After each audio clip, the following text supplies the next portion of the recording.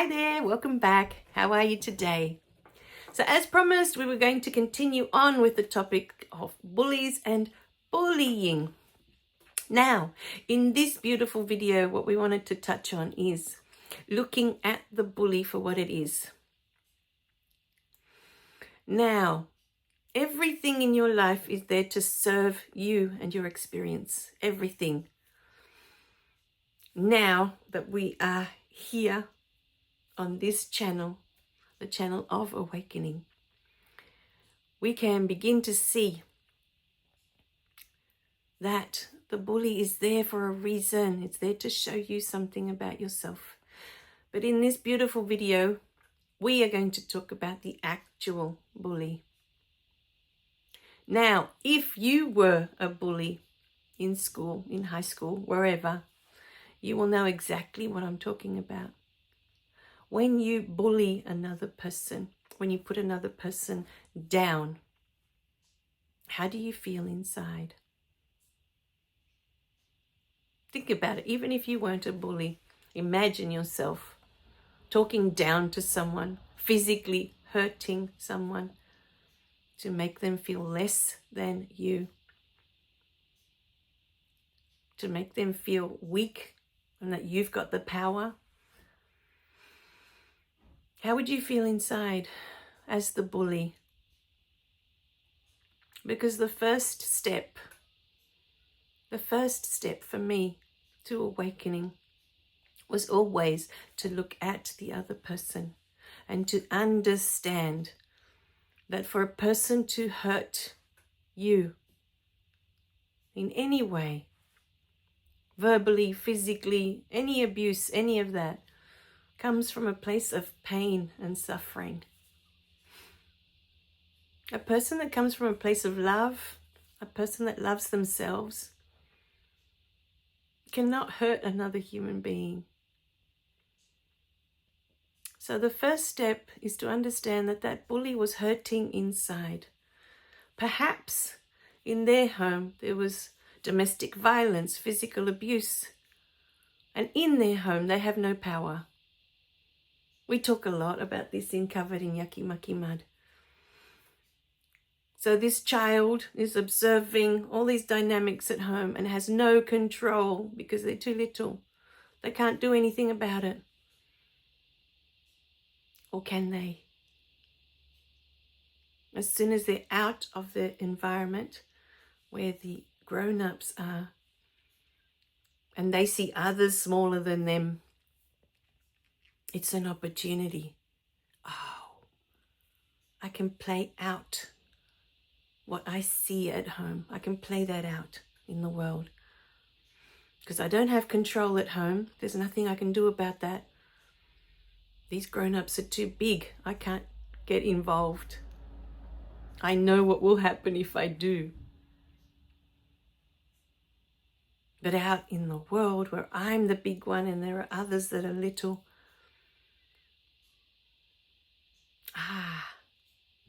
I can do that. So what wasn't in my awareness before? And that's why I love now going back and watching the videos and coming back to expand those beautiful videos.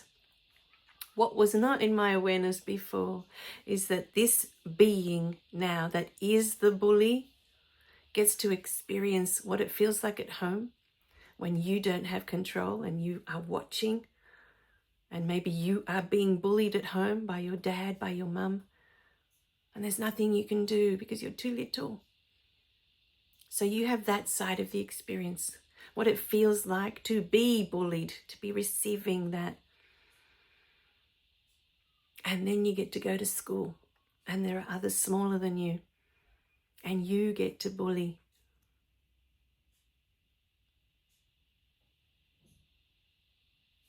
So you get to see the other side of that experience. Okay, what does it feel like when I'm the bully, when I'm the one pushing others around, physically hurting others to make them feel weaker, to make them feel like I've got the power?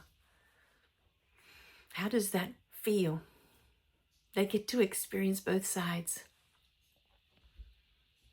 But at the end of it, for those of us who, well, who didn't experience it at school, either as the bully or as being bullied at school,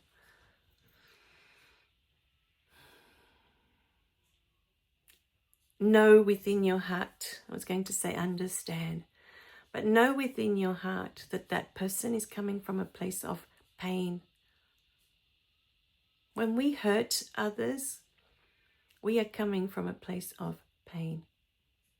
You can't hurt another human being if your heart is full of love. It doesn't work. It doesn't work that way. You can only hurt others when you're hurting inside. This was something I talked of extensively in the previous YouTube channel because that was something that had become so clear to me when I finished writing that first book. Only hurt people can hurt others because that is the energy that they're emitting into the world, their pain, their suffering.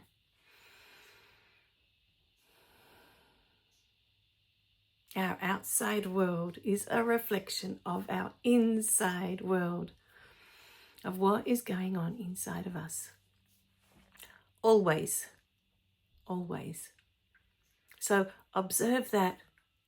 When you're not sure, when you're in doubt, observe how that person is behaving, or observe yourself. Because one thing I've been talking a lot about with my beautiful friend in New Zealand is that we can never know 100% fully what is going on inside of another person's mind. You know, all these conversations I've been having about my mum, I don't know 100% what is going on in her mind. I didn't have her experience. I didn't lose both of my parents at the age of 5. I can't possibly know what she's thinking, what she's feeling, for sure. I can guess, you know, by her actions, by her words. I can guess, but it's not the truth. The only thing we have power over is our own experiences, our own self. Only you can know for yourself why you do certain things, why you say certain things. Only you can work that out for yourself. I can't even do that for you. I can guide you, but only you can work out, oh, why did I say that? Why did I do those things? What was I meant to gain from that experience?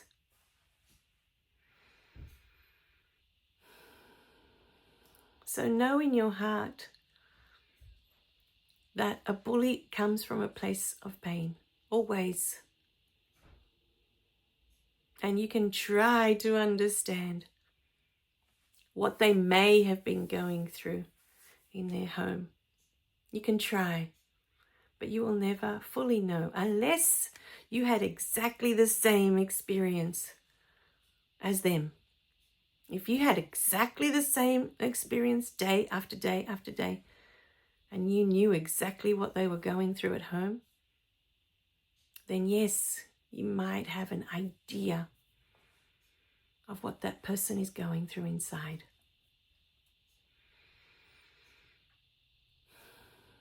But like I said, I did not have the same experience as my mum. I did not have the same experience as my mother-in-law. I did not have the same experience as my husband in my childhood. So as much as I have love and compassion for him and I hear his stories, and mind you, I don't hear his stories from him. Everything I've learned about his childhood and his past, most of it has been either from my mother-in-law or from his dad when his dad was alive, or from his stepmom when she was alive. All the stories I know about him, I know from others. Because for him, the past is past.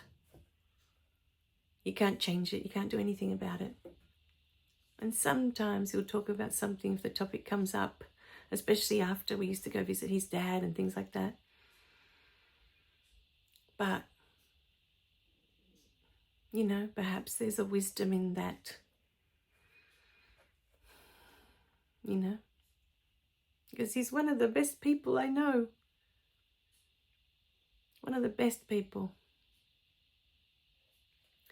So today I want you to have peace in your heart that that bully didn't pick on you because it was fun for them, you know, because there are girls that are bullies as well. When you go to all girls schools,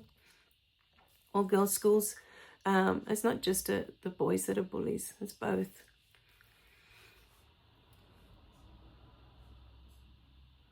You know, they were suffering. They were going through something at home that maybe you can never understand because you didn't go through it. You might have had loving parents. They loved each other. They loved you. But this bully saw something in you. Energetically, you were emitting a frequency to this bully. Why did he pick on you and not someone else? There are so many kids at school. Most of them don't get bullied. Why you? Because like I said, we can't understand what is going through the mind of another person. We don't have their experiences. You can only understand or have a glimpse of what someone's going through if you've had exactly the same experience. That's what made us so tight when I was young, growing up with my cousins, all the eldest of each family. We were so close because we were all going through exactly the same with our mothers. All of us. And so we would get together on the weekends and we would just, for the time we were together, we would have so much fun. We just loved each other so much. We had each other. And we had so much in common, you know, that we could relate. That we were close.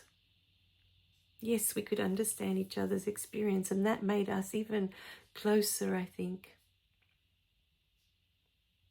You know, I was closer to my cousins than I was to my sister.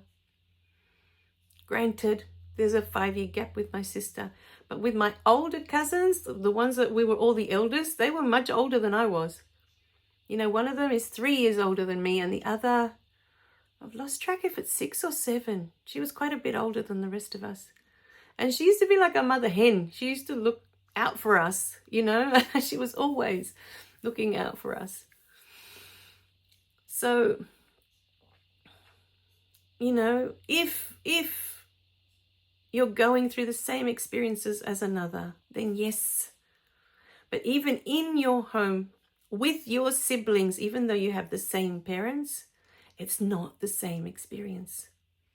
The firstborn is not the same experience as the one that's in the middle, and it's not the same experience as the youngest. They're all different. There's different dynamics at play when you are the firstborn. How are your parents? You're the firstborn. You know, I know from when I had my daughter that the firstborn is the most stressful. It's the one you worry about the most. Because you don't have any experience yet. And yes, you may have your parents helping out and all the rest of it, but it's still your firstborn.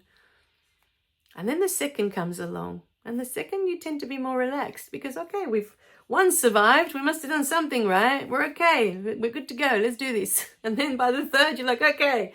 So your parents are already super relaxed by the time you get to the third or the last, the youngest, because you've already had experience. You've already had a few. You know you're doing okay. So the energy from the parents going into the first is different to the second and the third, and by the fourth and the fifth, completely different energy. So the experience is different each time. So you can't even with your siblings. You might have a lot in common that you think, yes, we're close, we have a lot in common.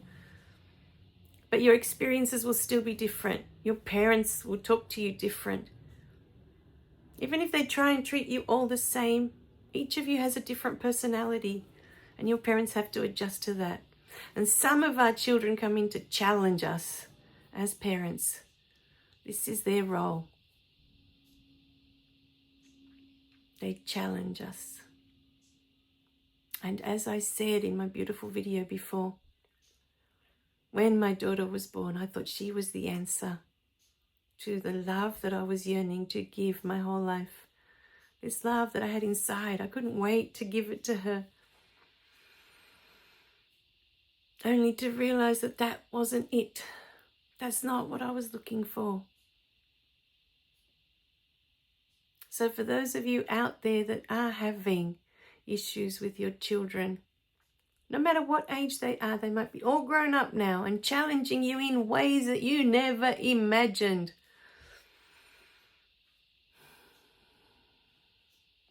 If you feel in your human experience that you've treated them different to other siblings, to your other children, then forgive yourself for that. Sometimes we can't help but treat them different because their personalities are so different. And I know that this is what happened in my home. I was so different, not just to my sister, but to all my cousins. I was so different that, of course, my parents related to me in a different way to my sister, to my cousins. It's our personalities that make our parents treat us different. If you have a child that loves reading, you can read with them at night. You can enjoy that reading time. If you have a child that hates reading, I have one of them. She's getting better now. But up until about, year 4, grade 4 at school, it was like pulling teeth. And for someone that couldn't get her nose out of a book when I was growing up, I found that so challenging. That my daughter didn't like reading, but my sister was like that. She didn't like reading.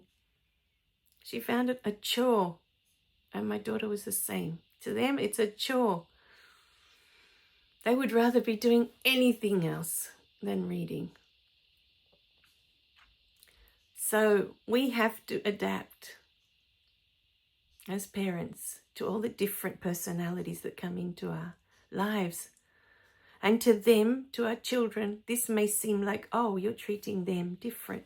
You're spending time reading with them, but you don't spend that time with me. And perhaps with them you do other things. But that may look more like, because you loved reading, you're enjoying that more. You see, there's a similarity, you resonate with that. So it may look like you love doing that more, you love being with them more to that child. It's how the child perceives. It's nothing to do with you treating them different or not, but it's how that child, your child, perceives what is going on around them. It's the decisions they're making about themselves, the beliefs they're creating about themselves. And this is part of their beautiful human experience. This is what they came to experience. And so did you. You came to experience them one day being upset that you treated them different because they were different. They were special.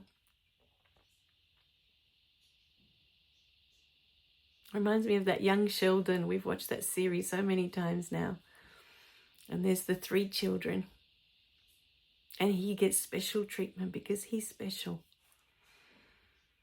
You know, he gets more time from the mum because he has more needs. So, one day the other children may come and have resentment that child got all the attention. How many homes have a child with health issues? All the others are healthy, but there'll be one with health issues. I know many families, actually. And so all the attention goes towards this child that's in and out of hospital, that has all these health needs. And so to the other siblings, it seems like all of your attention as a parent is going towards this child that is ill all the time, that is in and out of hospital, that is struggling to survive in this world. The other siblings aren't getting that same attention. They aren't getting that same time from you. so they in time may have resentment that they never got that with you. You see? All the while, you're trying to do the best that you can. That child has needs. It needs you to take care of it. The others are fine. Their health is not a problem. Look at all the different scenarios of things that can be going on. Inadvertently, you are doing the right thing. You're trying to do the right thing, but your children feel neglected, that you're giving them all the attention. And this is the experience they came to have. So if you feel in your heart as the parent, here I'm talking about the parent, if you feel in your heart that yes, maybe you spent all that time with one child when you had all these other children because of whatever reason, don't beat yourself up. Forgive yourself. It's always us, so we need to forgive ourselves because we were doing the best that we could do. It doesn't mean that these other children that you had are going to understand that. They came to have that experience, to feel like they're neglected, like they're cast aside, like I was when my sister was born, because I was so different. But that's the experience I came to have.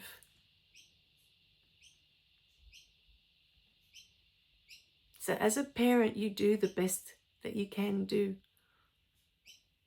And however your children feel about their childhood now, it's okay. It's the experience they came to have. Allow them to have that experience without judgment. Stop judging yourself and know within your heart that this is the experience they came to have. Let them have it. Let them have that experience. If you feel in your heart that you need to forgive yourself, forgive yourself if you feel bad for how, they feel about their childhood, but you did the best that you could do.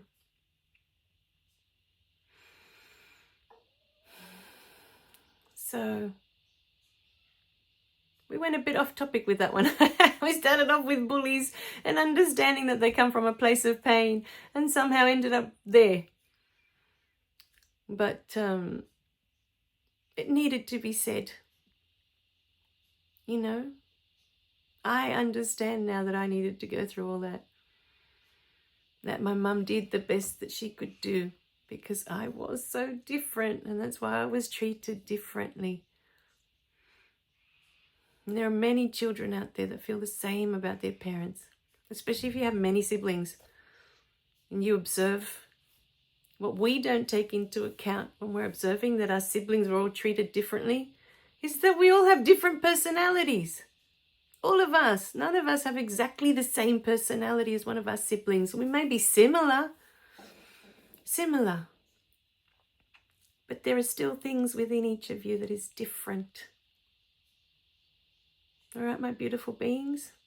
So forgive yourself as the parent if you feel that you have, your children are resentful because you spent more time with one than another, or you treated one different to another. It's the experience you all came to have. And it's perfect for each one of them and for you. All right, my beautiful beings. I love you guys. Remember to click like and subscribe so you don't miss any of the videos. And I'll see you in the next video. And hopefully it'll be the last one we talk about bullies. There's another angle that's coming in that they want me to talk about. And we'll see where we go from there. There might be more. I don't know. Bye for now.